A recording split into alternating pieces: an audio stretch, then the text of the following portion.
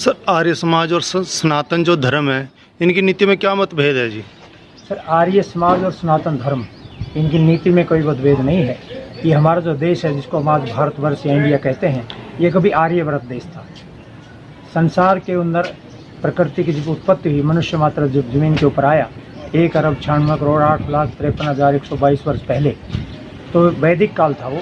और शुरू से वेदों का ज्ञान ईश्वर ने मनुष्य को, जैसे संविधान हमारा होता है किसी देश को चलाने के लिए, ये वेद हमारे संविधान है। तो हमारा पूरा भारतवर्ष पहले वेदों के अनुसार चलता था। मध्यकाल में ऐसी विकृतियां देश में पैदा हुई महाभारत काल के बाद, तो कुछ विधर्मी लोगों ने वैदिक पथ को छोड़ दिया, और जो स्वार्थी लोग थे, पंडे पुजारी, उन्होंने लोगों को भटकाना प्रारंभ किया। वेदों से लोग विमुख होते चले गए। फिर यहाँ पे मुगलों का शासन रहा, अंग्रेज़ों का शासन रहा, तो उन्होंने अपने स्वार्थ सिद्धि के लिए पथ से लोगों को पथभ्रष्ट कर दिया। तो महर्षि दान का जब प्रादुर्भाव हुआ, उन्होंने वेदों का सच्चा ज्ञान संसार को बताया, और उन्होंने ये कहा कि हम मूर्ति की पूजा न करें, आदमी के व्यक्तित्व के चरित्र की पूजा करें। लोगों के भ्रांति है कि आर्य समाज राम और कृष्ण को नहीं मानता, लेकिन आर्य समाज एक ऐसी संस्था है जो राम के सच्चे स्वरूप को मानता है, मर्यादा पुरुषोत्तम के रूप में उसको मानता है, योगीराज के सच्चे स्वरूप को मानता है। उसको योगीराज 18 कलाओं से संपन्न थे और योग में माहिर थे, इसलिए हम उसको योगीराज कहते हैं। लोगों ने विकृत करके उसको गोपियों के साथ नाचने वाला, इस प्रकार का उसके चरित्र का हनन किया, जो देश का सबसे बड़ा दुर्भाग्य है।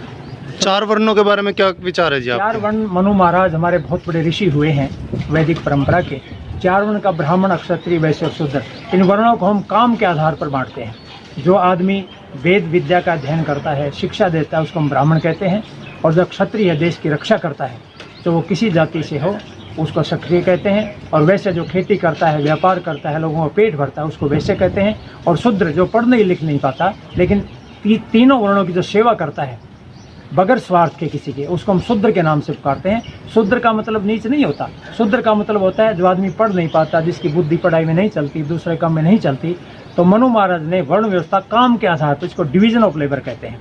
जो पढ़ाई का काम करता है ब्राह्मण है, जो रक्षा का काम करता है वह क्षत्रिय है, जो पेट भरने का काम करता है वैश्य है, और जो सेवा का काम करता है शूद्र है।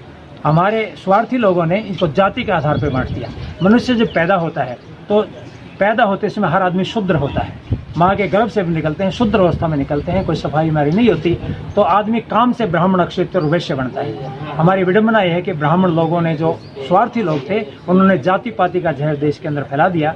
तो मनु महाराज की व्यवस्था को उन्होंने विकृत कर दिया। 4 वर्णों में मनु महाराज ने बांटा है, वो काम के आधार पर बांटा।